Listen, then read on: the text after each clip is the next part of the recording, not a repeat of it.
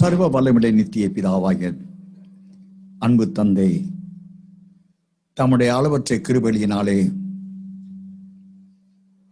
இந்த நாளில் அருப்புக்கோட்டை பகுதியில் உள்ளதான நித்திய வாசிகளான தேவ ஜனங்களோடு சேர்ந்து பரிசுத்த புதிய எருசலேம் மனவாட்டி சபையாய் ஆராதிக்க முடிய நமக்கும் தயவு செய்த தேவாதி தேவனுக்கு நாம் நன்றி செலுத்துவோம். இந்த நாட்களிலே காலம் கடைசியான வேலையை நாம் வாழ்ந்து கொண்டிருக்கும் வேலையாய் இருக்கின்றபடியினால் அவர் ஆராதிக்கின்றதான தேவனுடைய பிள்ளைகள் ஒவ்வொருவரும் அவரை நோக்கி பார்க்கின்றவர்களாய் தேவனுடைய சமூகத்தை நோக்கி நித்தமும் தரிசிக்கின்றவர்களாய் அதற்கென்று அர்ப்பணித்துக் கொண்டவராய் காணப்பட அன்பின் ஆவியாய் தேவன் நம்மில் எதிர்பார்க்கிறார். அப்போஸ்தலர் நடபடிகள் புத்தகம் 1ஆம் அதிகாரம் 9-10 வசனங்களில் வாசித்திருக்கிறபடி அருமை இரட்சகர் 40ஆவது நாளில் ஒரு மேகம் அவரை எடுத்துக்கொண்ட பொழுது மறுரூப மலையில் இருந்த தேவனுடைய சீசர்கள் நோக்கி பார்த்து கொண்டிருந்த பொழுது தூதர்கள் சொன்னார்கள், உங்கள் கண்கள் காணும்படி வானத்துக்கு எழுந்தருளி போன இயேசுவானவர் மறுபடி உங்கள் கண்கள் காணும்படி மறுபடி வருவார் என்று சொல்லி. ஆனபடினாலே அன்பு தந்தையை ஆராதிக்கின்ற ரட்சிக்கப்பட்ட தேவச்சனங்கள் யாராயிருந்தாலும் எவராயிருந்தாலும் எந்த சபை சார்ந்தவர்களாய் இருந்தாலும் அவர்கள் நேசரை ஆராதிக்கின்ற ஆராதனை நோக்கமே எப்பொழுது நேசர் வருவார் என்று எதிர்நோக்கி காத்திருக்கக்கூடியவர்களாய் ஆராதிக்கின்றவர்கள் தான் புத்தி உள்ளவர்கள். அந்த ஆராதனை தான் புத்தியுள்ள ஆராதனை. அந்த ஆராதனை எடுக்கின்றவர்கள் தான் ரோமர் 12ஆம் அதிகாரம் 1ஆம் வசனத்தின்படி தங்களை ஜீவ வழியாய் ஒப்புவித்துக் கொண்ட தேவ ஜனங்களால் ஆராதிக்கப்படுகின்ற புத்தியுள்ள ஆராதனை என்று ரோமர் 12ஆம் அதிகாரம் 1ஆம் வசனத்தை வாசிப்போம்.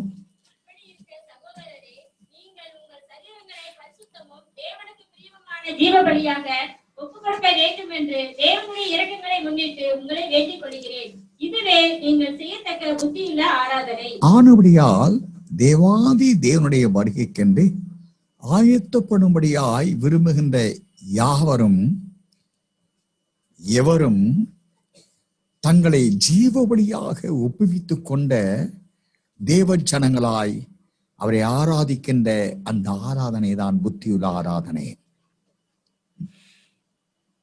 ஆகையினால் அவரை ஆராதிக்கின்ற தேவ பிள்ளைகள் தங்களால் ஆராதிக்கப்படுகின்றவர் வரப்போகிறார்.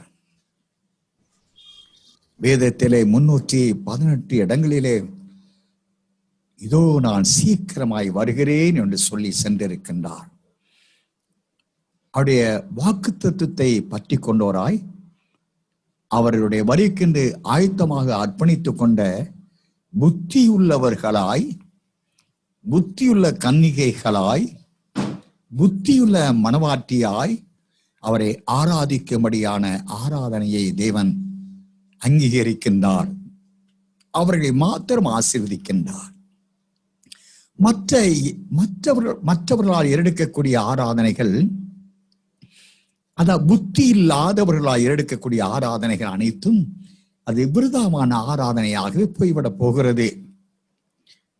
ஆகையினால் இந்த நாட்களிலே நாம் வெளிப்படுத்தின விசேஷ வேத பகுதிகளை கடந்த சுமார் 6 வருட காலமாக நாம் தொடர்ந்தாறு போல் தியானம் செய்து கொண்டு வருகிறோம்.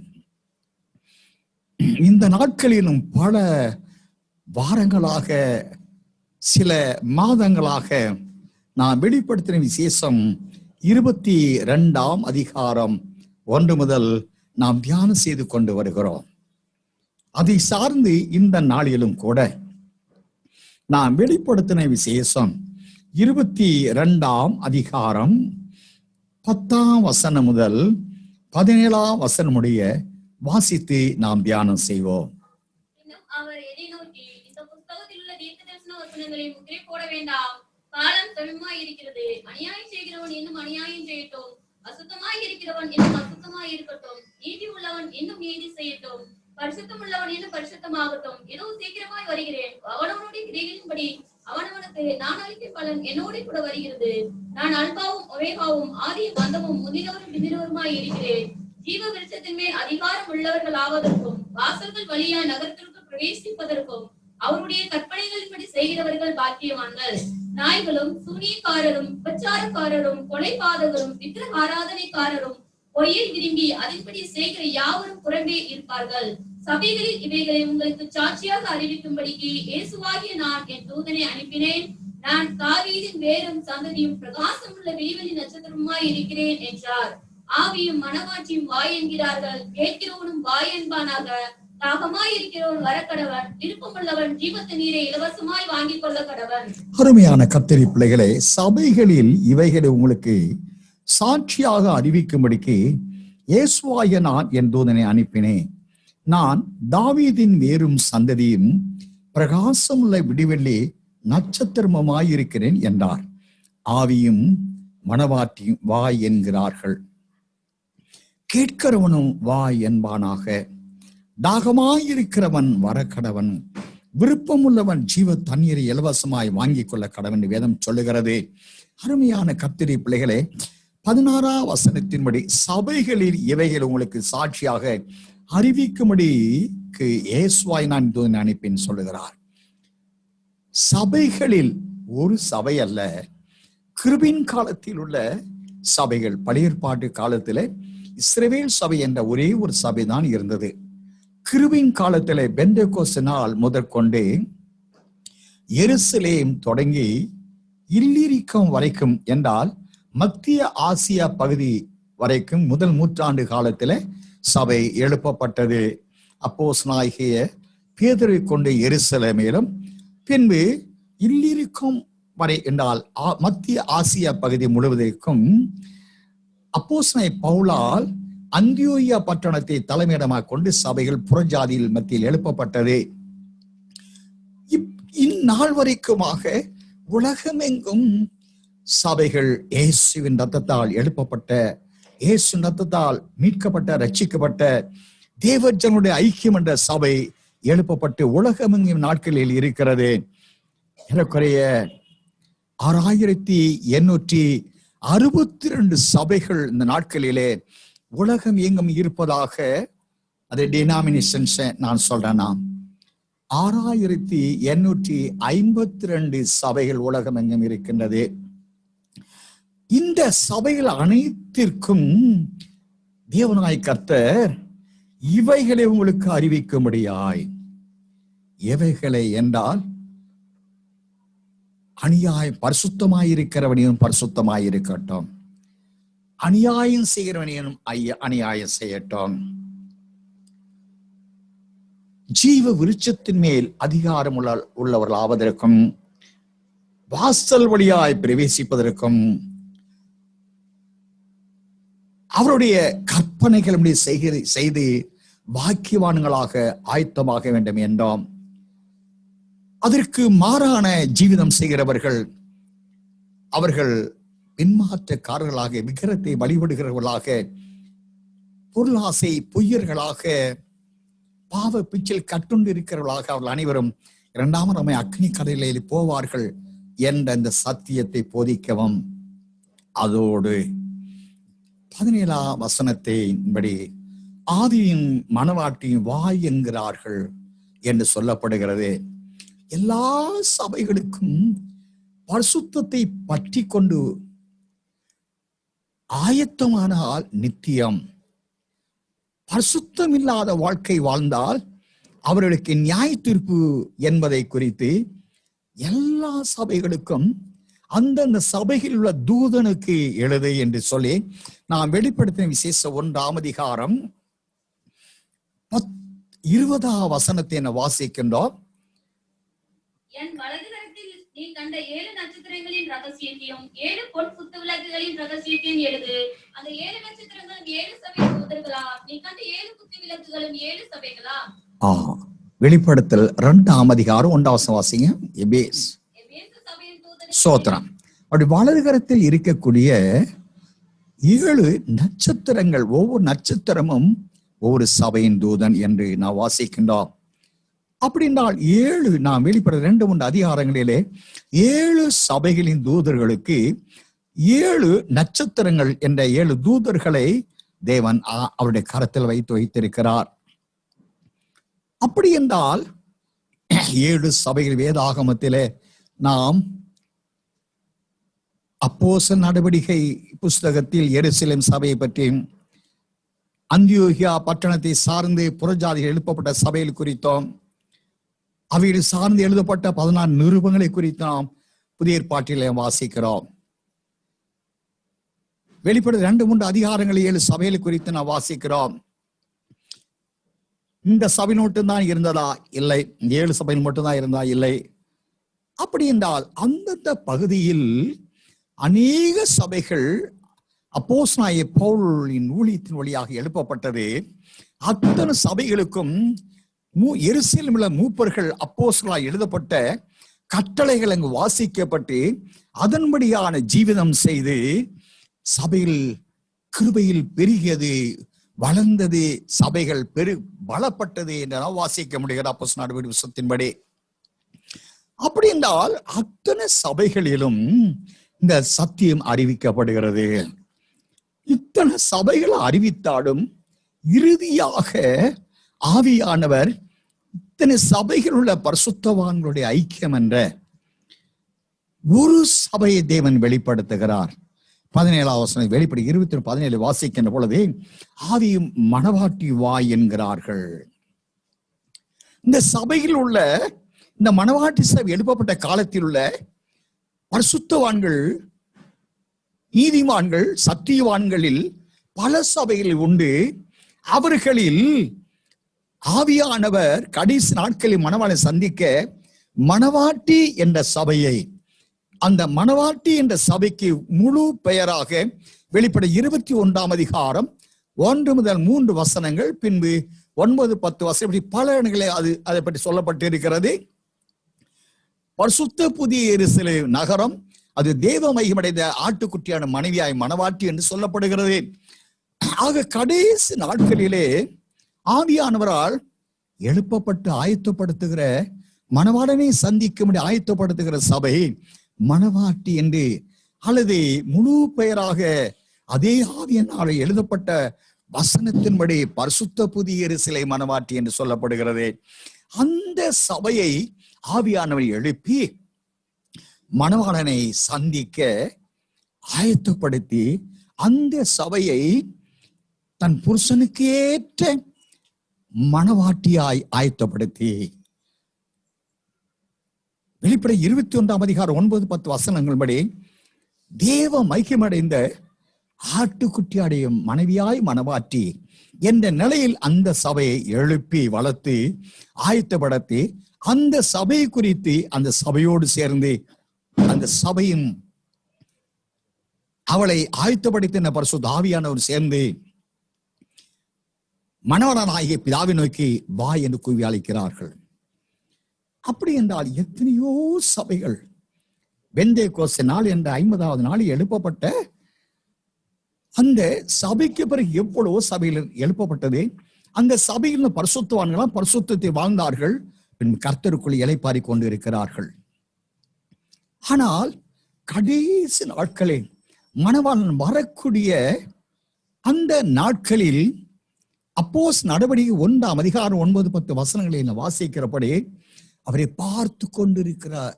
அவர்களை பார்த்து வாசிங்களா? அப்போஸ்தலர் 1ஆம் அதிகாரம் 9-10 வசனங்கள். அவர் சொன்ன பின்பு அவர்கள் பார்த்து கொண்டிருக்கையில் உயர எடுத்துக் கொள்ளப்பட்டார். அவர்கள் கண்களுக்கு மறைவாக ஒரு மேகம் அவரை எடுத்துக்கொண்டது.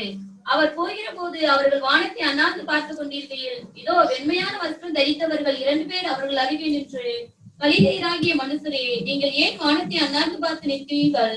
உங்களிடத்தில் நின்று வானத்துக்கு எடுத்துக் கொள்ளப்பட்ட இந்த இயேசுவானவர் எப்படி உங்கள் கண்களுக்கு முன்பாக வானத்துக்கு எழுந்தருளி போனாரோ அப்படியே மறுபடியும் வருவார் என்றார்கள். உங்கள் கண்கள் காணும்படி இந்த இயேசுவானவர் எப்படி எழுந்தருளி போனாரோ அப்படியே உங்கள் கண்கள் காணும்படி இந்த இயேசுவானவர் வருவார். அப்படி என்றால் அந்த நிலைக்கு ஏற்றதான சபை தேவன் எழுப்ப சித்தம் கொண்டிருக்கிறார். பிதாவின் சித்தம். கலிலேயரே, உங்கள் கண்கள் காணும்படி மேகத்தில் எடுத்துக்கொள்ளப்பட்ட அந்த இயேசுவானவர் மறுபடியும் அதே போல மேகங்கள் வழியாய் உங்கள் கண்கள் காணும்படியாய் மறுபடியும் வருவார். அப்படி என்றால் மரித்தவர்கள் கண்கள் காண முடியாது இயேசுவை. அப்படி என்றால் அவர் வரக்கூடிய இயேசுவை கண்கள், உயிரோடு இருக்கிற கண்கள் தான் காண முடியும் என்றால், உயிரோடு இருக்கிற ஒரு கூட்டத்தை தேவன் எழுப்ப சித்தம் கொண்டிருக்கிறார். அதை குறித்துதான் அப்போஸ்தலனாகிய பவுல் கொரிந்தியர்களின் நிருபம் 15ஆம் அதிகாரம் 51, 52 வசனத்தை வாசிப்போம்.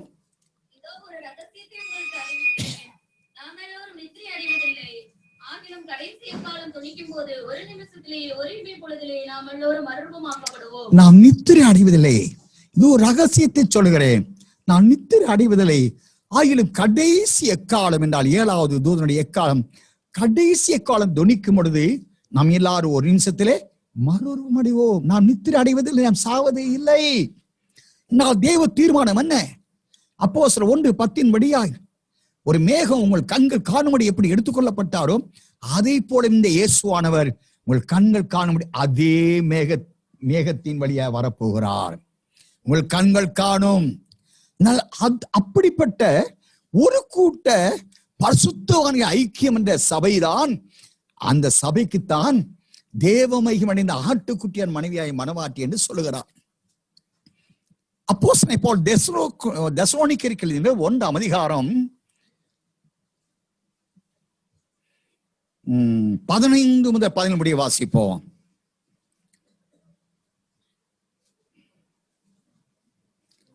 தெசலோனிக்கேயர் 4ஆம் அதிகாரம் 15 முதல் 17 முடிய.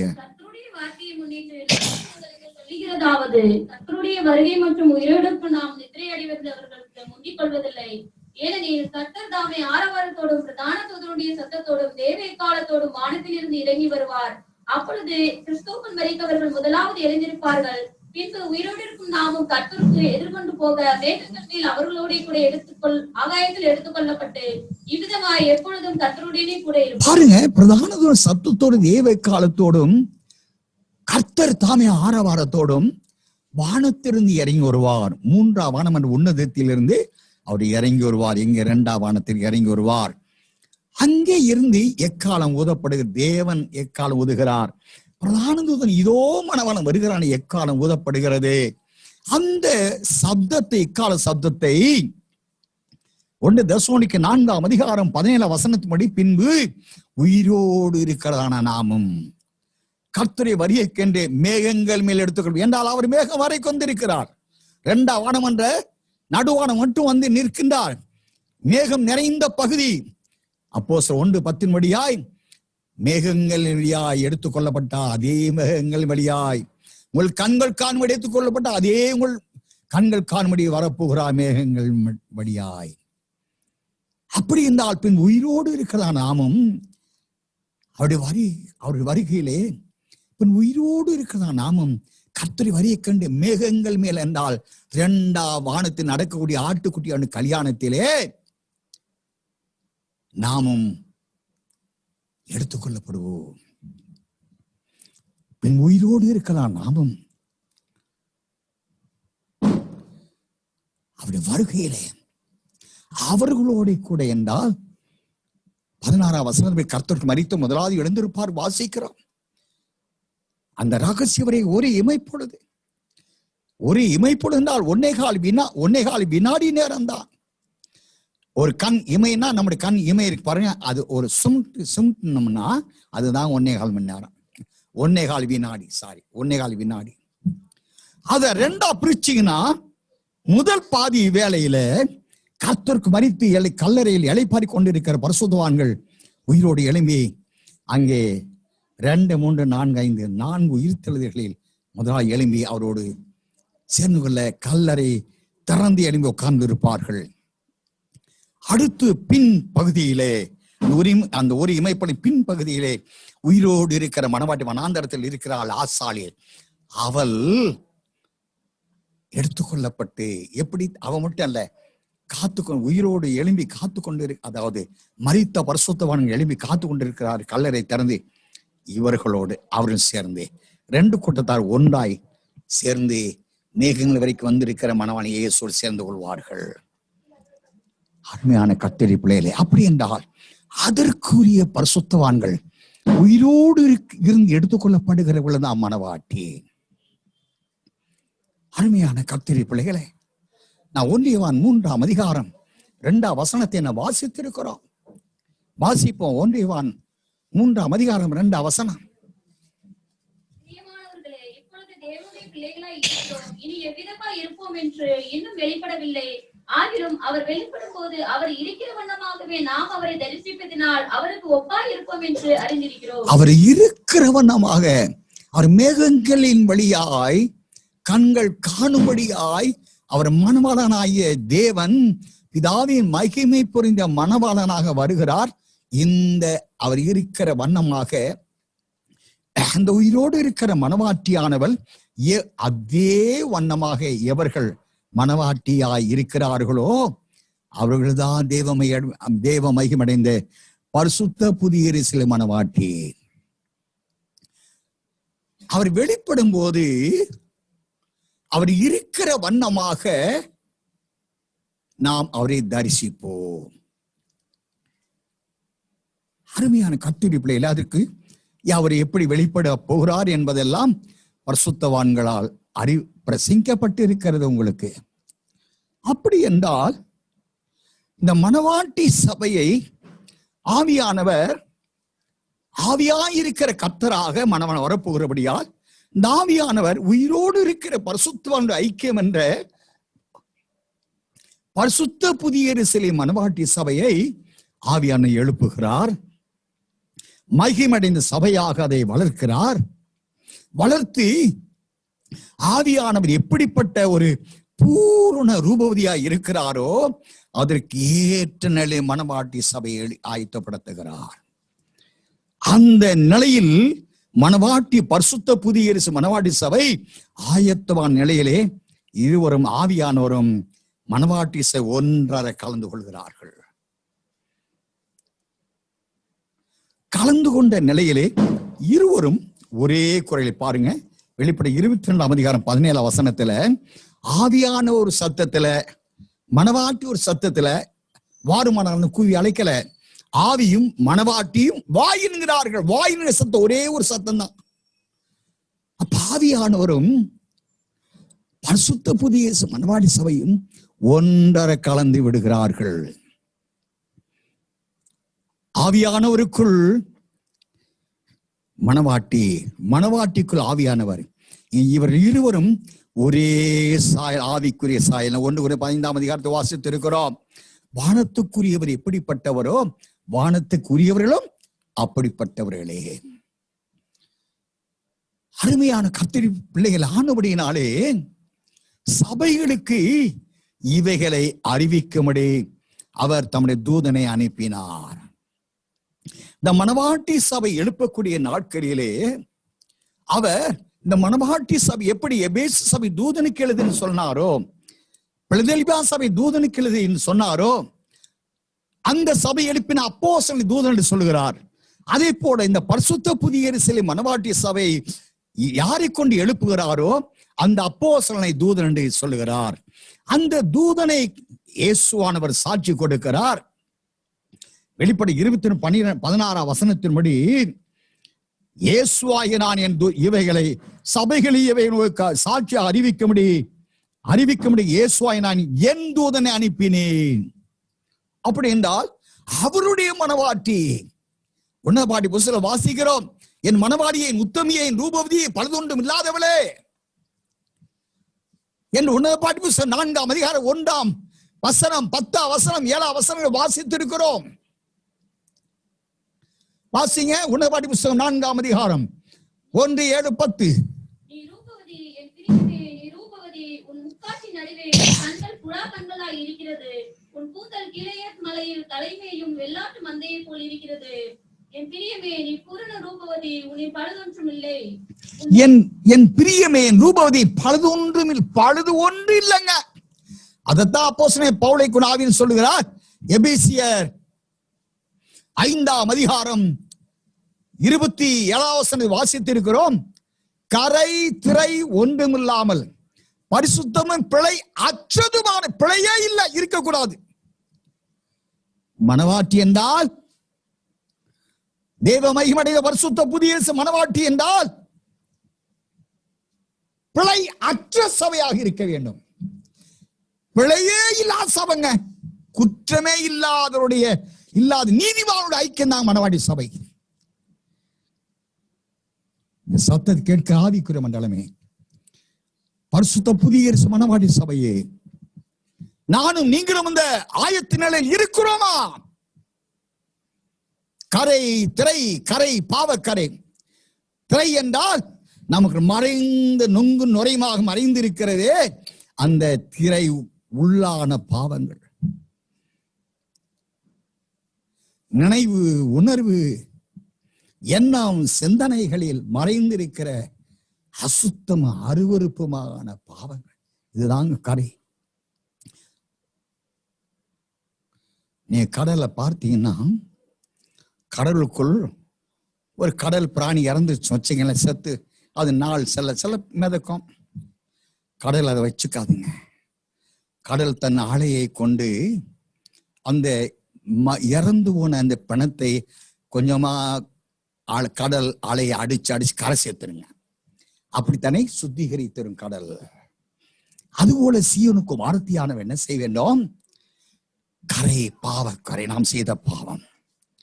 திரை என்றால் நமக்குள் மங்கி மறைந்திருக்கிற அத்தனை பாவங்களை உணர்ந்து உணர்ந்து உணர்ந்து அறிக்கையிட்டு கரை சேர்த்து விட்டு நம்ம கடல் சுத்தமாகி விடுகிறது போல பரிசுத்தமான நிலை. இதைத்தான் பிழையற்ற சபை. இந்த நிலைக்கு அடைந்து கொண்ட சபைதான் மகிமுள்ள சபையாக தமக்கு நிறுத்திக் கொள். தம்மை தாம் அதற்காக அப்படிப்பட்ட சபைக்காக தான் நேசர் ஒப்பு கொடுத்தார். வசனவாசி 27, எபேசியர் 5:27.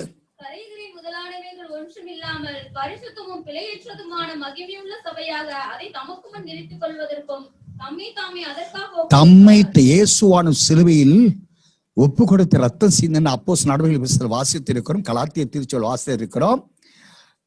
அவர் சிலுவை சின்ன ரத்தத்தினாலே அவர் சம்பாதித்த சபை, தன் சுய ரத்தத்தினாலே கிரயத்திற்கு கொண்ட சபை, தன் சுய ரத்தத்தில் சம்பாதித்த சபை என்றெல்லாம் அப்போஸ்தலர் நடவடிக்கைகள் வாசித்திருக்கிறோம். அப்படின்னால் அருமையான கர்த்தருடைய பிள்ளைகளே, அருமையான தேவன் அப்போஸ்தலர் வெளிப்படுத்தல் 22ஆம் அதிகாரம் 17ஆம் வசனத்திலே மணவாட்டியானவளையே அவர் குறிக்கோளாக வைத்து இந்த கிருபையின் காலம் முழுவதில் உள்ள பரிசுத்தவான்கள் அந்தந்த காலத்தில் வாழ்ந்து கர்த்தருக்குள் மரித்து இளைப்பாறி கொண்டிருக்கிறார்கள்.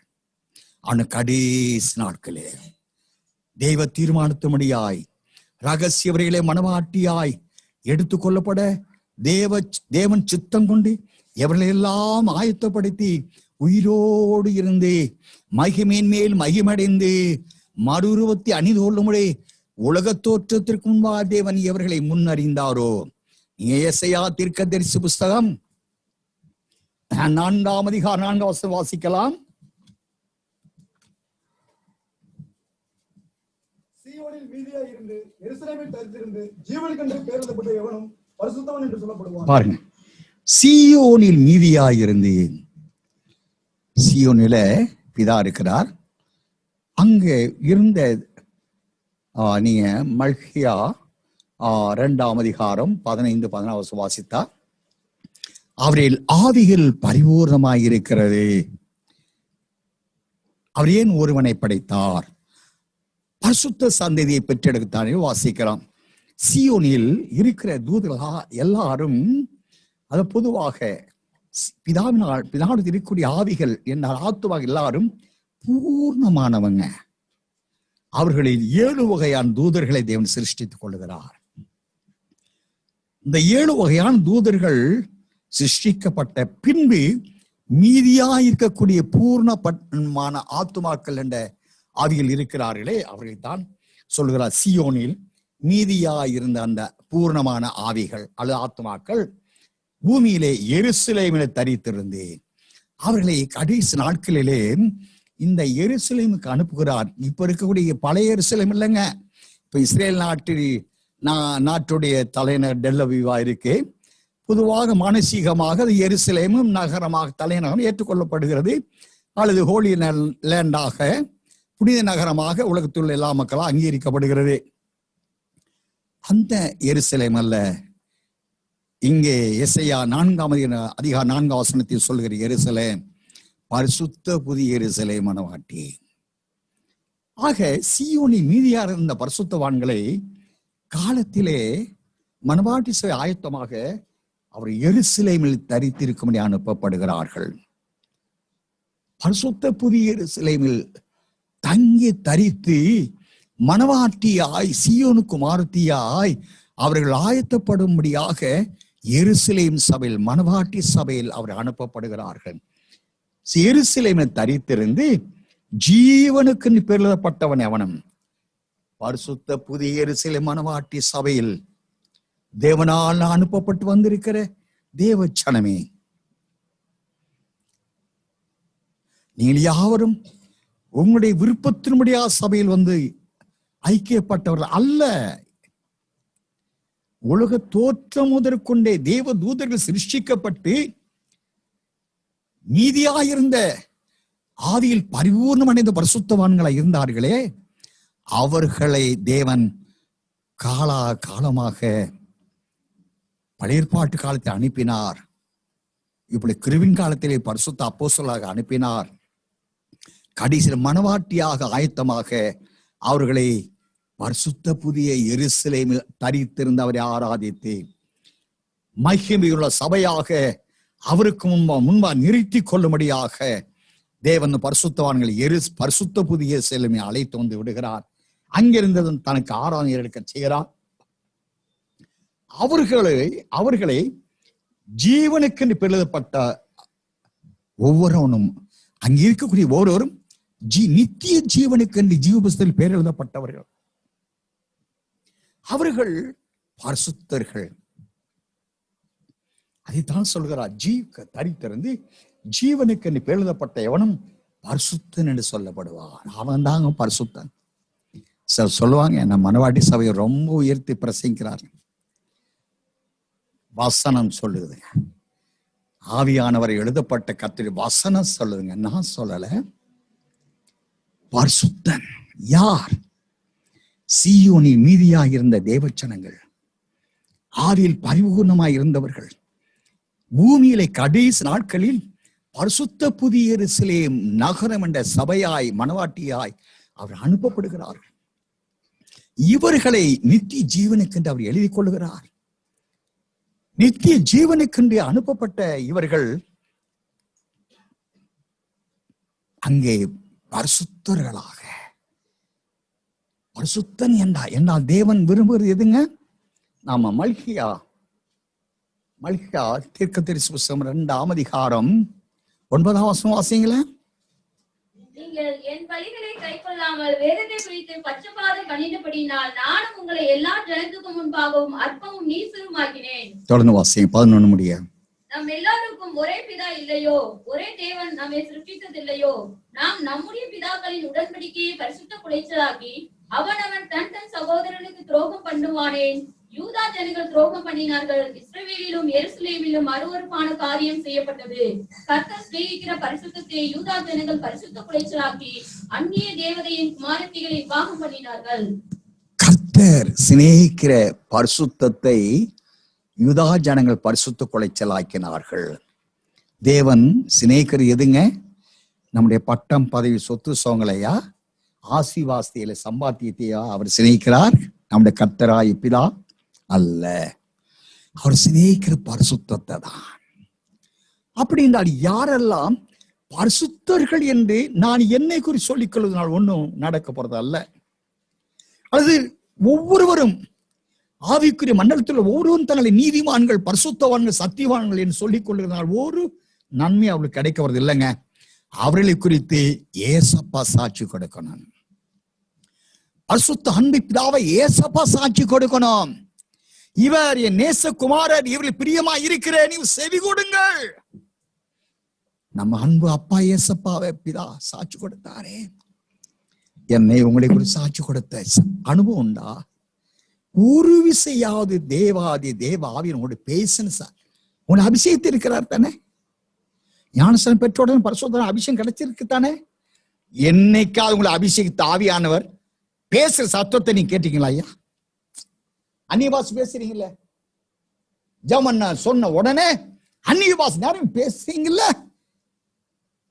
அந்த அந்நிய பாஷை கொண்டு பேசுற அதே ஆவியானவர் அவர் என் மகனேன்னு என்னைக்கா ஒரு நேரம் உங்களை கூப்பிட்டு இருக்கிறாரா? என் மகளேன்னு ஒரு நேரம் ஒரு சத்தம் கேட்கப்பட்டு இருக்கா உங்களால? இல்லை என்றால் உங்களில் தங்கியிருக்கிற ஆவியானவர் பரிசுத்த ஆவியானவரா? சோதித்து பாருங்க. என்றால் ஆவியாயிருக்கிற கர்த்தரால் அந்த சாயலாக தாமே மகிமினிமேல் மகிமடைந்து மறுபடை அடைய போறோம். நாம் அனைவரும் ஆவிக்குரிய சாயலா மாற போறோம். என்ன மனவாளன் ஆவிக்குரிய சாயலில் தான் வரப்போறார். இந்த சத்தத்தை கேட்கிற ஆவிக்குரிய மண்டலமே மனவாடி சபையே ஆனபடியினாலே தேவாதி தேவன் கடைசி நாட்களிலே இந்த பரிசுத்த புதிய எருசலேம் மனவாட்டி சபையை அவர் எழுப்புகிறார். எழுப்புகிற அவர் அந்த சபையில் உள்ள ஒவ்வொரு பரிசுத்தங்களாக மாற்றுகிறார். பரிசுத்தர்களா வளர்த்து நீதிவான்களா சத்தியவான்களாக மாற்றுகிறார். சத்தியவான் எவனும் சத்தத்திற்கே செவி கொடுக்கிறான். சத்தியவான்களை வளர்க்கப்பட்ட இவர்களை நீதிமான்களாக்குகிறார். நீதிமான்கள் என்றால் அது பரிசுத்தவானுடைய நீதிகளே. மனவாட்டியானவளுக்குரிய ஒரு உன்னதமான திவ்ய லட்சணம் தான் நீதி. அது பரிசுத்தவானுடைய நீதிகளே. ஏபோத் வஸ்திரம் தரித்துக் கொள்வது பழைய ஏற்பாட்டின் முறைமைப்படி பிரதான ஆசாரியன் தரித்துக் கொள்கிற ஏபோத் வஸ்திரம் தான். அருமையான கர்த்தருடைய தேவச்சனமே, அப்படின்னா கடைசி நாட்களிலே இந்த மனவாட்டி சபையை மாத்திரம் அவர் ஆயத்தப்படுத்தி அவர்கள் ஒருவரும் மறிச்சிட்டாங்கன்னாக்கா அவங்க மனவாட்டி கிடையாதுங்க. அவங்க கர்த்தருக்கு நித்திரடைந்தவன் தான். அவங்க கர்த்தர் ரகசியவர்களே முதலாம் விதத்தில் பங்கடையக்கூடிய சிலாக்கியம் தான். ஆனால் அவர்கள் சீயோனின் சிங்காசனத்தில் உட்கார முடியாது. உயிரோடு இருந்து எடுத்துக்கொள்ளப்படுகிறவர்கள், மகிமையின் மேல் மகிமையும் மறுரூபம் அடைந்து எடுத்துக்கொள்ளப்படுகிறவர்கள் அவர்கள்தான் ஜெயனா வெளிப்படுத்தல் வெளிப்படை விசேஷத்திலே வாசித்திற்கு 21 அதிகாரம் 7 வசனத்தில் வாசிங்களே.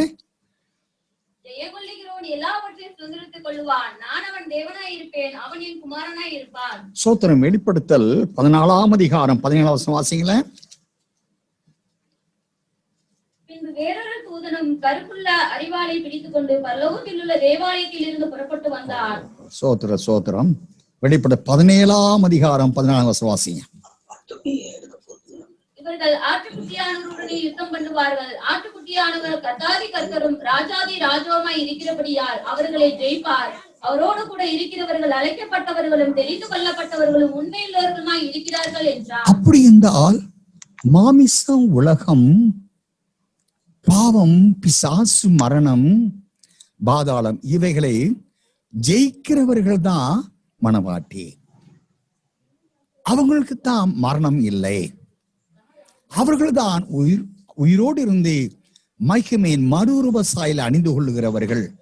அவர்கள் தான் ஜெயம் பெற்றவர்கள். அவர்கள் தான் அருமை இரட்சகரை குறி சொல்லப்படுகிறது. வெளிப்பட 17 அதிகாரம் 14 வசனத்தின்படி இவர்கள் ஆட்டுக்குட்டியானவருடன் யுத்தம் பண்ணுவார் என்றால் வலுசர் அப்பம் அந்தி கிறிஸ்து. இவர்கள் ஆட்டுக்குட்டியானவரோடு யுத்தம் பண்ணுவார்கள். ஆட்டுக்குட்டியானவர் கர்த்தாதி கர்த்தரும் ராஜாதி ராஜமாக இருக்கிறபடி அவரை ஜெயிப்பார். ஆக வலுசற்பத்தை அந்தி கிறிஸ்துவை ஜெயித்த இயேசுவோடு ஆட்டுக்குட்டியானவரோடு கூடியிருக்கிறவர்களும் அவனை ஜெயிப்பார்கள். அதுதான் சொல்றாரு, அவரோடு இருக்கிறவர்கள் அழைக்கப்பட்டவர்களும் தெரிந்து கொள்ளப்பட்டவர்களும் உண்மையுள்ளவருமாயிருக்கிறார்கள். உண்மையுள்ளவர்களாயிருக்கிறார்கள். அழைக்கப்பட்ட அழைப்பை காத்து கொண்டவங்க, சத்தியத்தின்படி ஜீவிதம் செய்வதில் உண்மையுள்ளவர்கள், தேவனால் தெரிந்து கொள்ளப்பட்ட தேவச்சனங்கள், இவர்கள்தான் கர்த்தருடைய பிள்ளைகளே, மனவாட்டி ஆனவர்கள். இவர்களை குறித்து தான் வெளிப்படை 21:7 வாசித்தோம். ஜெயம் கொள்ளுகிறவன் எல்லாவற்றையும் சுதந்திரித்துக் கொள்வான். நான் அவன் தேவனாயிருப்பேன், அவன் என் குமாரனாயிருப்பான். ஆக மனவாட்டியானவளைத்தான் தன் மகனாக குமாரனாக ஏற்றுக்கொள்கிறார். தன் மனவாட்டி சபை ஏற்றுக்கொள்கிறார். அப்படி என்றால் இந்த மனவாட்டியானவளை குறித்து அருமையான கர்த்தருடைய பிள்ளைகளே, இப்பொழுது உன்னத பாட்டின் புஸ்தகத்துக்கு நான் கடந்து செல்வோம். உன்னத பாட்டின் புஸ்தகம் 6ஆம் அதிகாரம் 1 முதல் 13 வசனம் முடிய வாசிப்போம். உன் நேசர் எங்கே போனார்? ஸ்திரீகளின் ரூபவதியே, உன் நேசர் எவ்விடம் போய்விட்டார்? உன்னோடே கூட நாங்களும் அவரை தேடுவோம். தோட்டங்களில் மேயவும் லீலி புஷ்பங்களை கொய்யவும். சோத்திரம். உன்னத பாட்டின் புஸ்தகம் 6ஆம் அதிகாரம் 9 முதல் 13 வசனம் முடிய. என் புறாவோ, என் உத்தமியோ ஒருத்தியே, அவள் தன் தாய்க்கு ஒரே பிள்ளை, அவள் தன்னை பெற்றவளுக்கு அருமையானவள். குமாரத்திகள் அவளை கண்டு அவளை வாழ்த்தினார்கள். ராஜஸ்திரீகளும் மறுமணியாட்டிகளும் அவளை போற்றினார்கள். சந்திரனைப் போல் அழகும், சூரியனைப் போல் பிரகாசமும், கொடிகள் பறக்கும் தலையைப் போல் பெரியமுள்ளவளாய் அருணோதயம் போல் உதிக்கிற இவள் யார்? பள்ளத்தாக்கிலே பழுத்த கனிகளை பார்க்கவும், திராட்சை செடிகள் துளிர்விட்டு மாதள செடிகள் பூத்ததா என்று அறியவும் வாதுமை தோட்டத்துக்கு போனேன். விளையாதத்துக்கு முன்னே என் ஆத்மா என்னை அமிர்தாவின் ரதங்களுக்கு ஒப்பாகிற்று. திரும்பி வா, திரும்பி வா சூலமித்தியே, நாங்கள் உன்னை பார்க்கும்படிக்கு திரும்பி வா, திரும்பி வா. சூலமித்தியில் நீங்கள் என்னத்தை பார்க்கிறீர்கள்? அவள் 2 சேனையின் கூட்டத்துக்கு சமானமானவள்.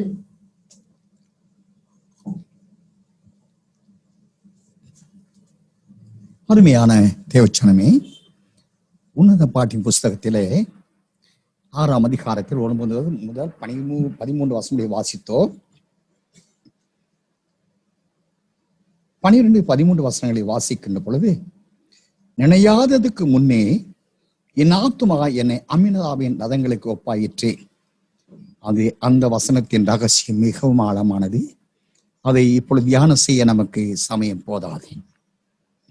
13ஆம் வசனம், திரும்பி வா, திரும்பி வா சூலமித்தியே, நாங்கள் உன்னை பார்க்கும்படிக்கு திரும்பி வா, திரும்பி வா. சூலமித்தியில் நீங்கள் என்னத்தை பார்க்கிறீர்கள்? அவள் 2 சேனை கூட்டத்துக்கு சமானமானவள். திரும்பி வா, திரும்பி வா சூலமித்தியே, நாங்கள் உன்னை பார்க்கும்படிக்கு திரும்பி வா, திரும்பி வா. சூலமித்தியில் நீங்கள் என்னத்தை பார்க்கிறீர்கள்? அருமையான கர்த்தருடைய பிள்ளைகளே, பொதுவாக சூலமித்தி என்றால் சீயோன் குமாரத்தி என்று பொருள், அல்லது பூரண அழகுள்ளவள் என்று பொருள், அல்லது மணவாட்டி என்று பொருள். இந்த உன்னத பாட்டி புஸ்தகத்தில் நாம் கடந்த நாட்கள் தியானம் செய்திருக்கிறோம். ஒருவேளை நீங்கள் யூடியூப்பில் பார்த்திருக்கலாம், வாட்ஸ்அப்பில் பார்த்திருக்கலாம், செய்தி கேட்டிருக்கலாம். கேட்டிருந்தால் கேட்காதவர்களுக்கு இந்த உன்னத பாட்டின் புஸ்தகம் சாலமோனால் எழுதப்பட்டது. சாலமோன் இங்கு மணவாளனாகவும், மணவாட்டி இங்கு சூலமித்தியாகவும் எழுதப்பட்டிருக்கிறது. ஆக மணவாட்டியானவள் சூலமித்தி. அதுக்கு முன்னான வசனங்கள்லாம் நீங்கள் கடந்த நாட்களில் பரிசுத்தவான்களை கொண்டு பிரசங்க கேட்டிருப்பீர்கள். சூலமித்தி என்றால் பூரண ரூபவதியே. நான் உன்னத பாட்டு புஸ்தகத்தில் 4ஆம் அதிகாரம் 10 வாசித்தோம் அல்லவா? என் பூர்ண ரூபவதியை பழுதொன்றும் இல்லாதவளே, அந்த 10ஆம் வசனத்தின்படியான சுருக்க பெயர் தான் சூலமித்தி. இப்பொழுது திரும்பி வா, திரும்பி வா சூலமித்தியே, நாங்கள் உன்னை பார்க்க முடிய திரும்பி வா. ஏனென்றால் வெளிப்படுத்தும் விசேஷ 21ஆம் அதிகாரம் 9-3 வாசிங்களேன். பின்பு நான் புதிய வானத்தையும் புதிய பூமியையும் கண்டேன். முதின வானமும் முதின பூமியும் ஒளிந்து போயின, சமுத்திரமும் இல்லாமல் போயிற்று. யோவானாகிய நான் புதிய எருசலேமாகிய பரிசுத்த நகரத்தை தேவனிடத்தினின்று பரலோகத்தை விட்டு இறங்கி வர கண்டேன். அது தன் புருஷனுக்காக அலங்கரிக்கப்பட்ட மணவாட்டியை போல ஆயத்தமாக்கப்பட்டிருந்தது. மேலும் பரலோகத்திலிருந்து உண்டான ஒரு பெரும் சத்தத்தை கேட்டேன். அது இதோ மனுஷர்களிடத்திலே தேவனுடைய வாசஸ்தலம் இருக்கிறது. அவர்களிடத்திலே அவர் வாசமாய் இருப்பார். அவர்களும் அவருடைய ஜனங்களாய் இருப்பார்கள். தேவன் தாமே அவர்களோட கூட இருந்து அவர்களுடைய தேவனாய் இருப்பார். அவர்களுடைய கண்ணீர் யாவையும் தேவன் துடைப்பார். இனி மரணமும் இல்லை, துக்கமும் இல்லை, அழுகுதலும் இல்லை, வருத்தமும் இல்லை. அருமையான கர்த்தருடைய பிள்ளைகளே, திரும்பி வா சோலமித்தியே, நாங்கள் உன்னை பார்க்கும்படி திரும்பி வா. பூர்ண ரூபவதியே, பழுதொன்றும் இல்லாத மணவாளியே, சீயோனு குமாரத்தியே, நாங்கள் உன்னை பார்க்கும்படி திரும்பி வா. அங்கே நான் வெளிப்படை 21ஆம் அதிகாரத்திலே 1-2 வசனத்தை நான் வாசிக்கின்ற பொழுது, பரிசுத்த புதிய எருசலேம் நகரம் தேவனிடத்திலிருந்து புறப்பட்டு பரலோகத்தை விட்டு இறங்கி வர கண்டேன். அது தன் புருஷனுக்காக அலங்கரிக்கப்பட்ட மணவாட்டி போல இருந்தது. 3ஆம் வசனத்தை வாசிங்க. மேலும் பரலோகத்திலிருந்து உண்டான ஒரு பெரும் சத்தத்தை கேட்டேன். அது இதோ மனுஷர்களிடத்திலே தேவனுடைய வாசஸ்தலம் இருக்கிறது. அவர்களிடத்திலே அவர் வாசமாய் இருப்பார். அவர்களும் அவருடைய ஜனங்களாய் இருப்பார்கள். தேவன் தாமே அவர்களோட கூட இருந்து அவர்களுடைய தேவனாய் இருப்பார். நான் அவளுடைய தேவனாய் இருப்பேன், அவர்கள் என் ஜனங்களாய் இருப்பார்கள். தேவன் தாமே அவளோடே கொடுந்து அவள் நடப்பிப்பார். இப்படி 9-10 வசனம் வாசிங்க. பின்பு கடைசியான 7 வாதைகளால் நிறைந்த 7 கலசங்களையுடைய அந்த 7 தூதரில் ஒருவன் என்னிடத்தில் வந்து, நீ இங்கே வா, ஆட்டுக்குட்டியானவருடைய மனைவியாகிய மணவாட்டியை உனக்கு காண்பிக்கிறேன் என்று சொல்லி பெரிதும் உயர்வுமான ஒரு பர்வதத்தின் மேல் என்னை ஆவியில் கொண்டு போய் தேவனுடைய மகிமை அடைந்த எருசலேமாகிய பரிசுத்த நகரம் பரலோகத்தை விட்டு தேவனிடத்தில் இருந்து இறங்கி வருகிறதை எனக்கு காண்பித்தான். நீங்கள் எண்ணத்தை பார்க்க, சோலமத்தியில் நீங்கள் எண்ணத்தை பார்க்கிறீர்கள். இந்த பூர்ண ரூபதியான சீயோனு குமாரத்தியாகிய மணவாளி ஆகிய இந்த சூலமுத்தி ஆகிய பரிசுத்த புதிய எருசலேமில் நீங்கள் எண்ணத்தை பார்க்கிறீர்கள். சூலமுத்தியில் நீங்கள் எண்ணத்தை பார்க்கிறீர்கள். அவள் தேவனிடத்திலிருந்து புறப்பட்டு பரலோகத்தை விட்டு மனுஷர் மத்தியிலே இறங்கி வர கண்டேன் என்று திவ்ய வாசன யோவான் எழுதுகிறார். இறங்கி வரும் பொழுது அதன் தோற்றம் எவ்விதமாய் இருக்கிறது என்றால், தன் புருஷனுக்காக அலங்கரிக்கப்பட்ட மணவாட்டி போல. அது எங்கே இறங்கி வருகிறது? மனுஷர் மத்தியிலே தேவனுடைய வாசஸ்தலம் இருக்கிறது. பூமியிலே மனுஷர் மத்தியிலே அந்த பரிசுத்த புதிய எருசலேம் நகரம் தேவன் தங்கியிருக்கும் வாசஸ்தலமாய் மனுஷர் மத்தியிலே இறங்கி வருகிறதை யோவான் காண்கிறார். அந்த தேவனுடைய வாசஸ்தலமாகிய மணவாட்டி போல அலங்கரிக்கப்பட்டு இறங்கி வர கண்ட அந்த பரிசுத்த புதிய எருசலேம் நகரம், அவற்றில் உள்ள ஒவ்வொருவரும் அவர்கள் என் ஜனங்கள், நான் அவளுடைய தேவன், நான் அவளோட கூட இருப்பேன். இந்த அனுபவத்திற்குள் அந்த சபையை வளர்ப்பித்து அதை மகிமையின் சபையாய் மாற்றுகிறார். ஆட்டுக்குட்டியானவருடைய மகிமையின் சபையாய் அதை ஆயத்தப்படுத்துகிறார். மணவாட்டி சபையாய் ஆயத்தப்படுத்துகிறார். சூலமுத்தியாய் ஆயத்தப்படுத்துகிறார். இதைத்தான் சாலமன் எழுதுகிறார். திரும்பி வா சோலமுத்தியே, சீயோனிலிருந்து திரும்பி வா, பூமிக்கு மனுஷர் மத்தியிலே வா, உன்னை பார்க்கும்படிக்கு திரும்பி வா. இந்த பரிசுத்த புதிய மணவாட்டி சபை ஏதோ தன் இஷ்டப்படி எழும்பிக் கொண்ட சபை அல்ல. உலக தோற்றம் முதற்கொண்டு தேவ தீர்மானத்தின்படியாய் திட்டமிடப்பட்ட சபை. சூலமத்தை நீங்கள் என்னத்தை பார்க்கிறீர்கள்? அந்த சபையில் உள்ள ஒவ்வொருவரும் பூர்ணர்களாக, பூர்ண ரூபோதிகளாக, உன்னத படி வாசித்தோம் அல்லவா? பூர்ண ரூபோதியே, பழுதொன்றும் இல்லாதவளை வாசித்தோம் அல்லவா? நான் உன்னத பாட்டின் புஸ்தகம்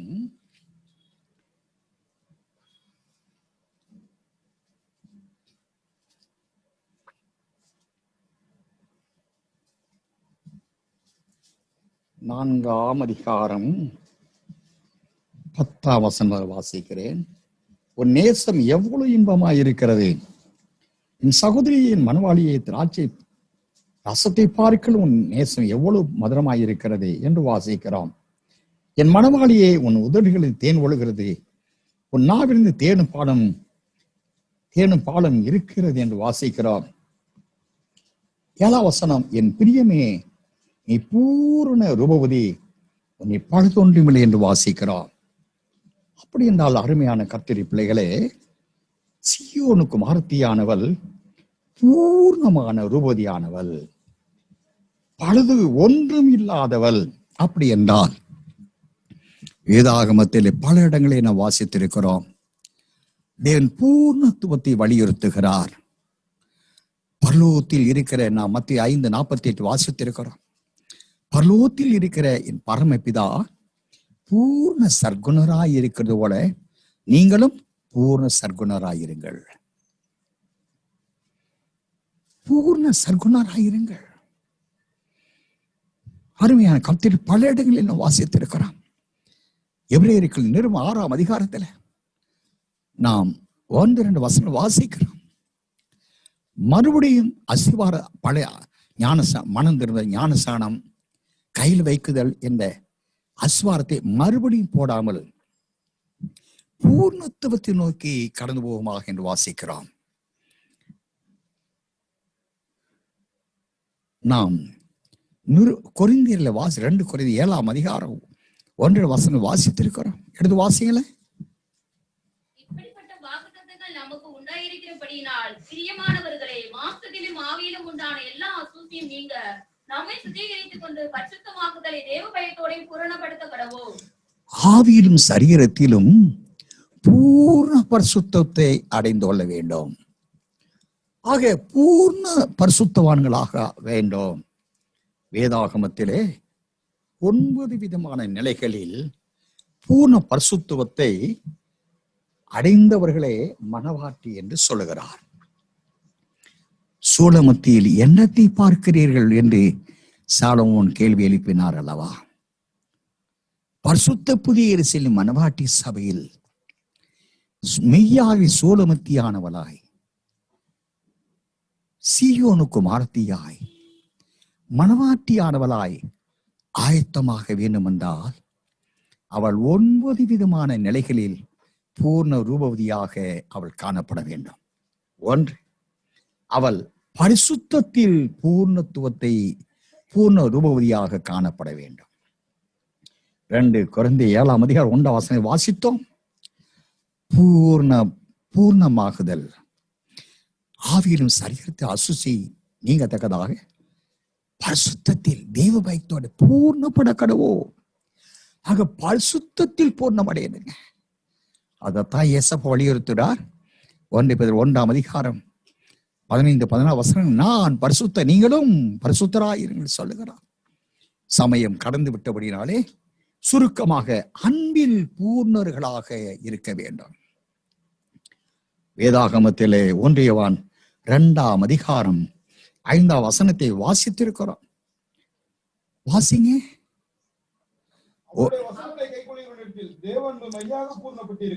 தேவ அன்பு அவருடைய வசனத்தை கை கொள்ளுகிற இடத்தில் தேவனுடைய அன்பு உண்மையாகவே மெய்யாக பூர்ணப்பட்டிருக்கும்.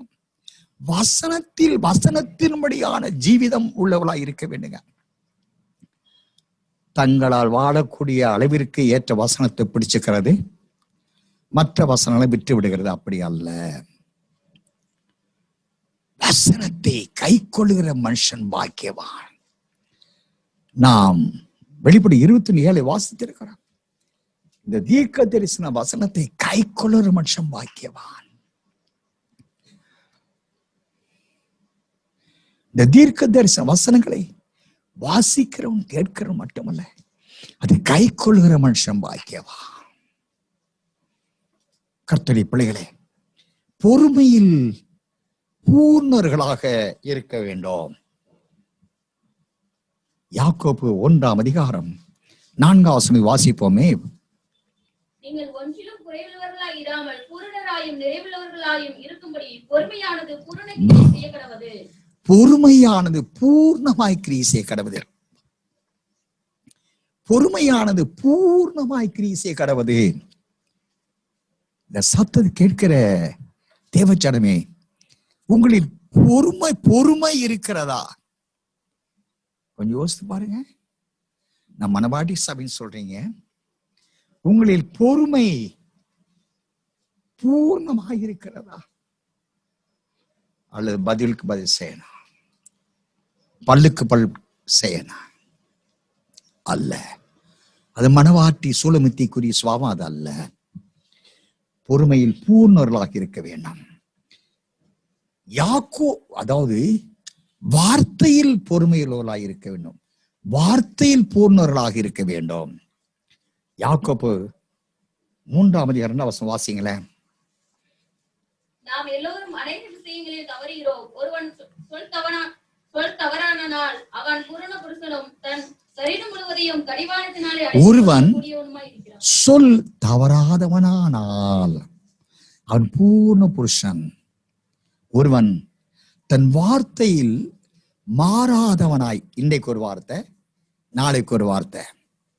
ஏசப்பா சொல்ற, ஆண்டவரே உமக்காக வாடு ஏசப்பா, உமக்காக ஓடு. அடுத்த நாள் கட்டெருமை தீருகிறது, அதற்கு அடுத்த நாள் சுத்தமா முடிஞ்சிருது. வார்த்தையில் உண்மையுள்ளவர்களாய் இருக்க வேண்டாம். ஏசப்பா கிட்ட அது உங்களுடைய ஊழியர், உங்கள் சபையில் ஒரு மனிதரிடத்தில் நீங்க என்ன வார்த்தை சொல்றீங்களோ அந்த வார்த்தையை நீங்கள் நிறைவேற்றியே தீரணும். வார்த்தையில் பூர்ணர்களாக இருக்கணும். இல்ல நீ குற்றவாளிதான், குறைவுள்ளவர் தான்.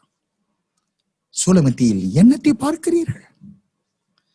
அவள் பரிசுத்தத்தில் பூர்ணமுள்ளவள், அவள் அன்பில் பூர்ணமுள்ளவள், அவள் பொறுமையில் பூர்ணமுள்ளவள், அவள் வார்த்தையில் பூர்ணமுள்ளவர்.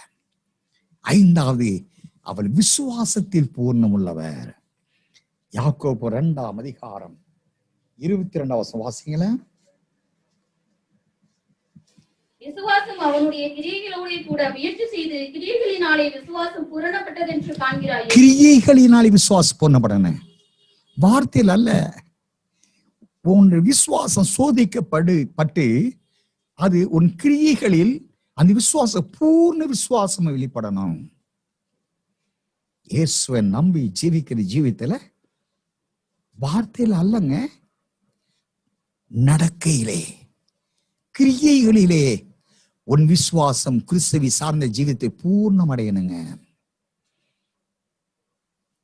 பிரசங்கிக்கலாம், பேசலாம், பிரச்சாரம் பண்ணலாம், இயேசுவை பற்றி நம்பிக்கூட்டலாம், புரோஜனம் அல்ல. இயேசுவை சார்ந்த உங்கள் விசுவாசத்தில் பூர்ணம் அடையுங்க. அது கிரியைகளை சார்ந்த வழியில், கிரியைகளை சார்ந்த ஜீவித்தில் பூர்ணர்களாக இருக்க விசுவாசத்தில். 6வதாக, மனசாட்சியில் பூர்ணர்களாக இருப்பவளே சூலமுத்தி மணவாட்டி. வாசிங்க எபிரேயர் 10:2 பூரணப்படுத்தாமல் ஆராதனை செய்கிறவர்கள் ஒரு தரம் சுத்தமாக்கப்பட்ட பின்பு இன்னும் பாவங்கள் உண்டென்று உணர்த்தும் மனச்சாட்சி அவர்களுக்கு இல்லாது இருப்பதினால் அந்த பலிகளை செலுத்துகிறது நிறுத்தப்படும் அல்லவா? அருமையான கர்த்தருடைய பிள்ளைகளே, உண்மையான மனசாட்சி, மெய்யான மனசாட்சி, பரிசுத்தமான மனசாட்சி, பூர்ணமான மனசாட்சியோடு நாம் தேவனை ஆராதிக்கிற இந்த பலிதான் மெய்யான பலி. அப்படி இல்லாம ரெண்டும் மனம். நீ உட்காந்துக்கிட்டே உலகத்தை சுற்றி வர்றது, நீ உட்காந்துக்கிட்டே ஜபம் பண்ணிக்கிட்டே தொழிலை குறித்த எண்ணங்களை இடம் கொடுப்பது, மனசாட்சியில் பூர்ணர்களாக பல வசனங்கள் அதை சார்ந்து உண்டு. சமயத்தை கருத்தில் கொண்டு அருமையான கர்த்தரின் பிள்ளைகளே, சூலமுத்தியில் என்னத்தை பார்க்கிறீர்கள்? பரிசுத்த புதிய மணவாட்டி சபையே, நீ சூலமுத்தி அல்லவா? நீ சீயோன் அனுப்பப்பட்ட ஜீவனுக்கு நீ எழுதப்பட்ட பரிசுத்தன் அல்லவா? நீங்க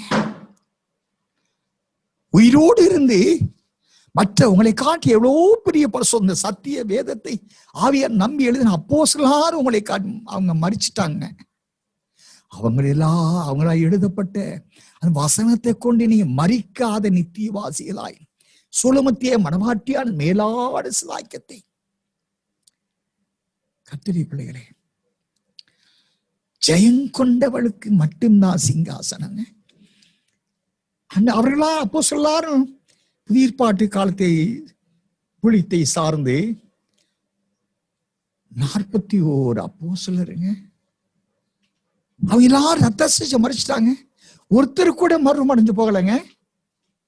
அப்போ அவர்களார் முதலாம் பவுல் சொல்கிறார் பிலிப்பியர்கள் 2ஆம் அதிகாரத்தை, நான் எப்படியாயிலும் முதலாம் உயிர்த்தெழுதலில் பங்கடையும்படி நான் எல்லாவற்றையும் நஷ்டம் என்னை குப்பையுமாக விட்டு விட்டேன் என்று சொல்லுகிறார். பிலிப்பியர் 3ஆம் அதிகாரம் 10 வாசிங்க, 19 வாசிங்களே.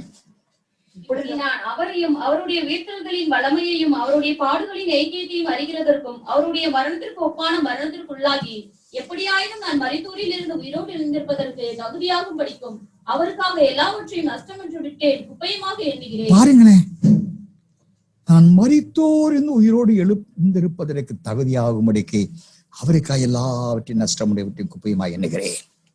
சத்தை கேட்கிற பரிசுத்தவான்களே, தேவச்சனமே, மணவாட்டி சபையே,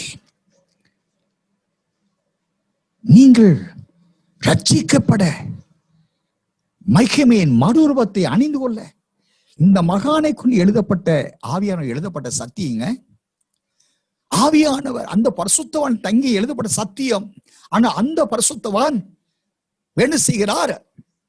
நான் மரித்தோர் இருந்தேன் உயிரோடு எழுந்திருப்பதற்கு தகுதியாகும்படிக்கு இதே அப்போஸ்தலன் பவுல் சொல்கிறார். 1:15 அதிகாரம் வாசித்தோம்ல 51, 57 நாம் நித்திரை அடைவது இல்லை. அவர் எதிர்பார்த்தார். அவருடைய காலத்திலே ரகசியம் வந்த மாரநாத்தா, அவருடைய காலத்திலேயே மணவாட்டியானவளாக தன்னை எடுத்துக்கொள்ள மணவாளன் வந்துருவார்னு எதிர்பார்த்தார். வரல. கிபி 67ஆம் ஆண்டிலே இந்த மகான் ரோமாபுரியிலே சிரச்சேதம் செய்யப்பட்டு ரத்த சாட்சியம் அளித்தார். அவர் எதிர்பார்த்த கிருபையோருக்கு கிடைக்கப்பட, ஆனால் அந்த கிருபை இந்த கடைசி நாட்கள் வாழக்கூடிய சூலமத்தியே, மணவாளியே, பரிசுத்த புதிய எருசலேம் மணவாட்டி உனக்கு தேவன் கொடுக்கிறார். இந்த மகானுக்கு ஆவியானவர் வாக்கு பண்ணினார், நாம் நித்திரை அடைவதில்லை. பேதுரு எழுதுகிறார் 1 பேதுரு 5:10 நம்முடைய கர்த்தராகிய இயேசு கிறிஸ்து மூலமாய் தமது நித்திய மகிமைக்கு அழைத்தவராய் இருக்கிற தேவன் என்று அவர் எழுதுகிறார். விவிவாசனாய் யோவான் எழுதுகிறார் 1 யோவான் 3ஆம் அதிகாரம் 2ஆம் வசனத்திலே அவர் வெளிப்படும் பொழுது, சகோதரரே, இப்படிதான் இவ்விதமாய் இருக்கிறோம், இனி எவ்விதமாய் இருப்போம் என்று வெளிப்படவில்லை. ஆயிலாம் அவர் வெளிப்படும் போது அவர் இருக்கிறவனமாக நாம் அவரை தரிசிப்பதனால் அவர் ஒப்பாயிரும் எழுதுகிறார். ஒரு மகான் தான் இன்னும் உயிரோடு இருக்கிறார். திவ்யவாசன யோவான் மட்டும்தான் உயிரோடு இருக்கிறார். மகிமையின் சாயலில் யாரோடு அவர் சேர்ந்து கொள்வார் என்று எதிர்பார்க்கப்படுகிறது? மணவாட்டி சபையோடு அவர் சேர்ந்து கொள்வார் என்று எதிர்பார்க்கப்படுகிறது. அருமையான கர்த்தருடைய பிள்ளைகள், ஆவிக்குரிய மண்டலமே, இந்த வார்த்தையை ஆவிக்குரிய மண்டலத்தில் பலர் ஏற்க மறுப்பார்கள். நன்றாக அடியான் அறிவேன். ஆனால் அந்த மகான் அடிக்கடி தொடர்பு கொள்கிறார், கடந்து வருகிறார். அந்த திவ்யவாசனாய் யோவான் கடந்து வருகிறார், சபை ஆராதனை பங்கு வருகிறார், ஊக்குவிக்கிறார். அவ்வளவுதான் என்னால் அறிவிக்க முடியும். அருமையான கத்திரிப்பு. ஆனால் இந்த இரத்த சாட்சியம் மறித்த அநேக பரிசுத்த அப்போஸ்தலரை காட்டிலும் சூலமித்தியே நீ பாக்கியவதி. ஆனால் உனக்குள் நீ அந்த பாக்கியத்திற்கு சுதந்திரவாளியாக ஆக வேண்டும், தகுதி அடைய வேண்டும் என்றால் நீ பூர்ணமடைய வேண்டாம். நீ பூர்ணமடைய வேண்டும், மனசாட்சியில் பூர்ணமடைய வேண்டும்.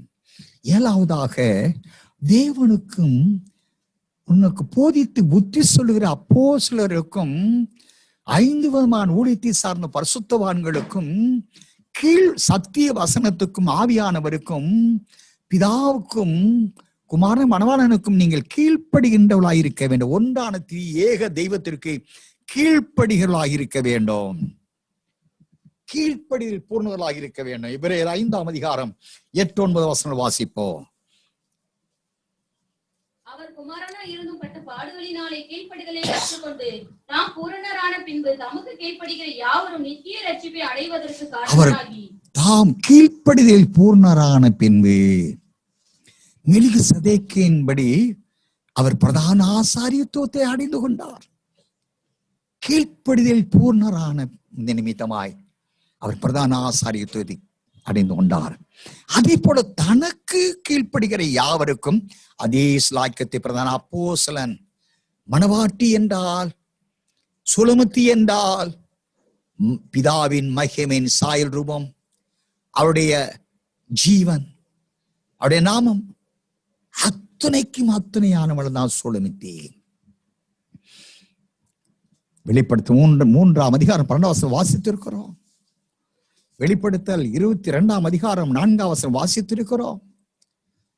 ஊழியக்காரர்கள் வெளிப்படுத்தி 21ஆம் அதிகாரத்திலே தேவனுடைய ஒளி மகிமையின் பிரகாசமே சீயோ நகரத்தை நிரப்புகிறது.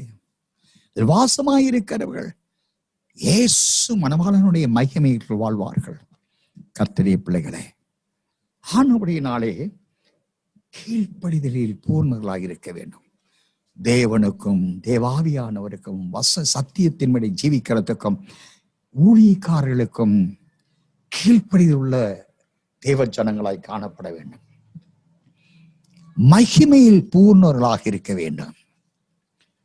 நாம் 2 குறைந்த 3:18 வாசிப்போம். 2 குறைந்த 3. நாம் எல்லாரும் திறந்த முகமாய் கர்த்தருடைய மகிமையை கண்ணாடியிலே காண்கிறது போல கண்டு ஆவியாய் இருக்கிற கர்த்தரால் அந்த சாயலாகத்தானே மகிமை மேல் மகிமை எழுந்து மறுரூபப்படுகிறோம். மகிமையின் மேல் மகிமை வரும் மறுவும் அடைய வேண்டும் என்றால், மிக அநேக பிரசங்கிகள் சபையில் போதிக்கிறார்கள், நம்ம எல்லாரும் மறுவும் அடையும். நீங்க மறுரூபம் அடைய வேண்டும் என்றால் நீங்க 2 மகிமை அணிந்து கொண்டவர்களாய் காணப்பட வேண்டும். முதலாவது, உங்களுடைய ரட்சிப்பின் வாழ்க்கையின் வளர்ச்சி பூர்ணத்துவ நிலையை அடையும் பொழுது நாம் மகிமையினால் நிரப்பவிடும். நீங்க ஜபித்து கொண்டிருக்கும் போது பார்த்தீங்கன்னா கர்த்தருடைய மகிமை நீங்க ஜபம் பண்ணி கொண்டிருக்கிற அறை முழுது நிரப்புங்க. தேவதூதர்களாரும் வந்துங்க உங்களோடு சுற்றி சுற்றி வருவாங்க. நீங்க ஜபம் பண்ணி கொண்டு இருப்பீங்க. உங்களுடைய ஆவிக்கு உள்ளான மனுஷன் அந்த தூதரோடு சேர்ந்து அன்பு பிதாவாய் இயேசப்பாவை பாடல்கள் மூலமாய் மகிமைப்படுத்திக் கொண்டிருப்பாங்க. நீங்க ஜெபித்துக் கொண்டிருக்கும் பொழுது பிதாவுடைய மகிமையின் வாசனை அவ்வளவு ஒரு மிலாடிய ஸ்வீட், ஒரு மிலாடிய ஸ்மெல் இருக்குங்க. நல்ல நீ முகரலாம். அதுதான் மகிமையின் வாசனை. இந்த மகிமையின் நிலையை அடைந்து கொண்டவர்கள் ரகசியவரின் வேளையிலே இந்த மகிமையின் நிலையை அடைந்து கொண்டவர்களை பிதாவுடைய மகிமை ஆட்கொள்ளுகிறது. அதுதான் பேதுரு சொல்லுகிறார்.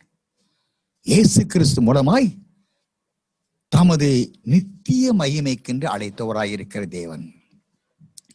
யோவான் சுவிசேஷம் 17ஆம் அதிகாரத்திலே 21 முதல் 24 வசனங்களை நாம் வாசித்திருக்கிறோம்.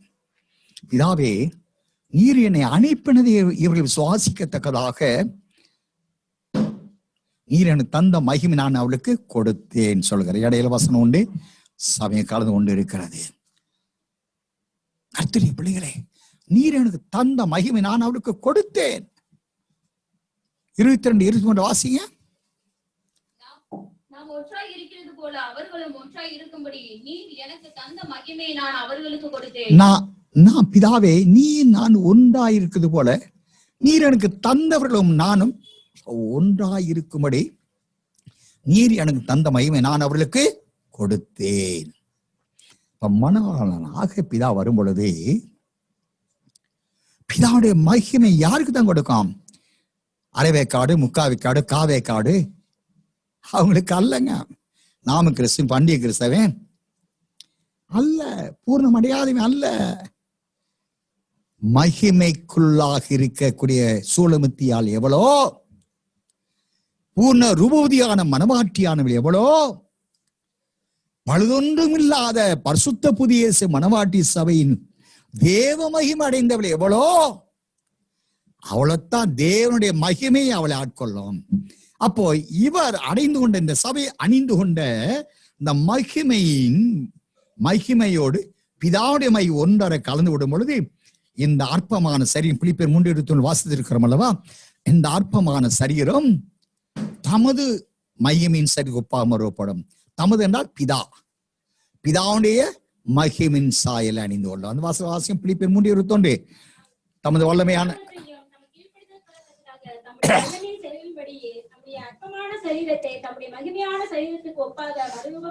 நம்முடைய அற்பமான சரீரம், இந்த மண்ணான இந்த அற்பமான சரீரத்தை தமது என்றால் பிதா, பிதாவுடைய மகிம் சரீரத்தை மகிம் சரித்துக்கு ஒப்பாக. இப்ப பிதா, அப்ப மறுமணம் என்னங்க அர்த்தம்?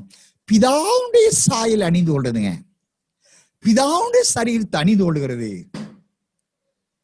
அருமையான கர்த்தருடைய பிள்ளைகளாகத்தான் பவுல் சொல்லுகிற 2 Corinthians 3:18 நாம் மகிமையின் மேல் மகிமை, அந்த பிதாவுடைய மகிமை மேலான மகிமை, நாம் அணிந்து கொண்டு இருக்கிற இந்த மகிமைக்கு, நாம் அணிந்து இருக்கிற இந்த மகிமையோடு மேலான மகிமையாகிய பிதாவின் மகிமை நம்மோடு இணைந்து கொள்கிறது. நாம் அணிந்திருக்கிற மகிமையும் பிதாவால் தந்தரப்பட்ட மகிமை ஒன்றரை கலந்து இந்த சரீரம் மறுரூபம் அடையும். அதுதாங்க தேவனுடைய திவ்ய சுபாவம், திவ்ய நிலை. இவதான் சோலமுத்தியா. அருமையான கர்த்தருடைய பிள்ளைகளே, 9வதாக திருவசனத்தில் பூர்ணர்களாக இருக்க வேண்டும். நாம் 1 Corinthians 1:5 வாசிப்போமே.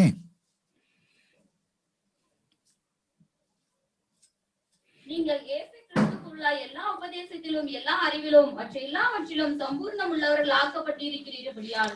எல்லாவற்றிலுமே அவரை பற்றி அறியும் அறிவில் நீங்க எபேசிய 4:14 அதே சத்தியத்தை வலியுறுத்துகிறார். அவரை பற்றி அறிவில் நம்பிக்கையும் கிறிஸ்துவின் நிறைவான வளர்ச்சியாளத்தக்க பூர்ண புருஷராகுங்க. 1 Corinthians 1:5 வாசிக்கிறார். சகல சத்தியத்தை சம்பூர்ணம் உள்ளவர்களாயிருங்க. ஒரு வசனத்தை பிடிச்சிட்டு ஒரு வசனத்தை விடக்கூடாதுங்க. சகல சத்தியத்தை அதான் சம்பூரணம். சம்பூர்ணம் பூர்ணத்துவத்துக்கும் பல மடங்கு அதிகமான பூர்ணம் தாங்க சம்பூரணம். கொஞ்சம் ஆசி உள்ளவங்க பூர்ணர்கள் ஐஸ்வர்யம் சொல்ல மாட்டாங்க, லார்டு சொல்ல மாட்டாங்க. ஜமீன்தார் இருப்பாங்க, அந்த நாட்கள் ராஜாக்கள் இருப்பாங்க, அவதான் சம்பூர்ணம் உள்ளவர்கள். அருமையான கர்த்தருடைய பிள்ளைகளே, இந்த 9 விதமான பூர்ணத்துவத்தை அடைந்து கொண்டவளே சோலமுத்தி. இவளை உன்னத பாட்டு 6ஆம் அதிகாரத்துல 13ஆம் வசனத்தில் திரும்பி வா சீயோன், திரும்பி வா சோலமுத்தியே, தன் புருஷனுக்காக அலங்கரிக்கப்பட்ட மனவாட்டியாய் பரிசுத்த புதிய எருசலேம் மணவாட்டியாய் இறங்கி வருகிறாயே, அவளில் நீ என்னத்தை காண்கிறாய்? அவளில் இந்த 9 விதமான பூர்ணத்துவத்தை காண்கிறீர்களா? மணவாளனை சந்திக்க ஆயத்தப்படுகிற ஆவிக்குரிய மண்டலமே, அருப்புக்கோட்டை பகுதியில் உள்ளதான் தேவச்சனமே, பரிசுத்தவான்களாய் ஊழியர்களே, சபை எழுப்பின சர்ச் பவுண்டர்ஸ்களே, சூலமுத்தியானல் அவள் பூர்ண அழகுள்ளவள், பூர்ண ரூபவதியானவள், அவளும் சீயோனு குமாரத்தியானவள், அவளுதான் பழுதொன்றும் இல்லாத மனவாட்டியானவள், அவளுதான் பரிசுத்த புதிய மனவாட்டியானவள். இப்படிப்பட்ட 9 விதமான ஆவிக்குரிய பூர்ணத்துவத்தை அடைந்து கொண்ட அந்த மனவாட்டியோட பரிசுத்த ஆவியாய தகப்பன் சேர்ந்து கொண்டு மணாளா ஆவி மனவாட்டி வா என்கிறார்கள். மணாளா வா, வாரும் மணாளா, என் நேசமே, என் கல்வாரியின் மணாளா வாரும், வாரும். ஆவியின் முதல் வடங்களை பெற்றதான நாங்கள் பாரம் சுமந்து தவிக்கிறோம். நற்பமான சரீரம் தமது மையும் சரி ஒப்பாக மறும் அடைவதற்கு விடாதபடி சாத்தான் போராடாப்பா. கடும் யுத்தத்தின் பாதையில் கடன் சென்று கொண்டிருக்கிறான். மணாளா நீர்தான் பள்ளத்தாக்கில் இலிப்ஸ்பான், வாழ்க்கையோ பள்ளத்தாக்கின் பாடு நிறைந்த உடையான சேற்றில் தத்தி தவித்து உழன்று தவிக்கிற கண்ணீரோடு கதறுகிற பள்ளத்தாக்கின் வாழ்க்கையா போயிற்று. பொல்லாங்கனை மேற்கொள்ளத்தக்கதான பலனை தந்து சூலமத்தியாளாய் 9 விதமான பூர்ண ரூபவதியாய் இலை ஆயத்தப்படுத்தி வாருமானாளாய் என்று உன் மனவாளன் இயேசு குவி அழைப்பீர்களா? ஆவிக்குரிய மண்டலமே, பரிசுத்த புதிய மணவாட்டி சபையே, இந்த நிலைக்குள்ளாக ஆயத்தமானால் அவர்கள்தான் பரிசுத்த புதிய மணவாட்டி. இந்த நிலை இன்னும் அநேக சத்தியங்கள் உண்டு, சமயம் கடந்து விட்டது. இவளில் 9 விதமான கனி உள்ள ஜீவிதம் உள்ளவளாக இருக்க வேண்டும். அது குறித்து நீங்க வரும் நாட்களிலே வாட்ஸ்அப் மூலமாக யூடியூப் மூலமாக பாருங்க, செய்தியை கேட்டு வரைக்கும் ஆயத்தப்படுங்க. உலகம் தொழில் ஓடாதீங்க. சத்தியத்துக்காக கொஞ்சம் நேரம் கொடுத்து கொஞ்சம் ஆன்லைன்ல கவனிங்க. யூடியூப் மூலம் வாட்ஸ்அப் மூலமா அனுப்புகிற சத்தியங்களை தேவ சத்தங்களை கேட்டு ஆயத்தப்படுங்க. சூலமத்தியில் நீங்கள் எண்ணத்தை பார்க்கிறீர்கள். 9 விதமான பூர்ண ரூபதியாய் அவளை நாங்கள் பார்க்கிறோம். அந்த பூர்ண ரூபதியாய் நாங்கள் ஆயத்தமாகிறோம். ஆகினாலும் ஆவியாய தகப்பனே வாரும், எங்களோடு நீர் ஒன்றரை கலந்து நம் மனவாளன் குவி அழைப்போம் என்று ஆயத்தப்படும் அர்ப்பணிக்கப்பட்ட வாழ்க்கை வாழ்ந்து ஆவியானவரோடு சேர்ந்து மனவாளனோடு ஒன்றித்துக் கொள்ள கர்த்தர் அழைக்கிறார். தேவன் தாமே தமது வார்த்தைகளை ஆசீர்வதிப்பாராம. ஹல்லேலூயா, ஹல்லேலூயா, ஹல்லேலூயா. ஆமென், ஆமென்.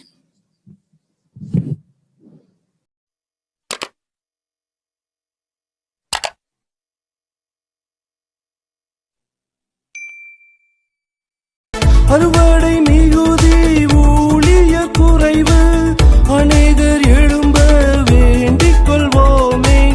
அறுவடை மிகுதி ஊழிய குறைவு, அநேகர் எழும்ப வேண்டிக் கொள்வோமே. அழைத்த அழைப்பை காத்து கொள்வோம், ஆருயிர் நாதனில் சார்ந்திருப்போம். அழைத்த அழைப்பை காத்து கொள்வோம், ஆருயிர் நாதனில் சார்ந்திருப்போம். மணவாளன் வருகிறார் மாறாத நேசத்தோடு, மணவாட்டியை சேர்த்து கொள்ள நாமும் சந்திக்க ஆயத்தமே, நாமும் சந்திக்க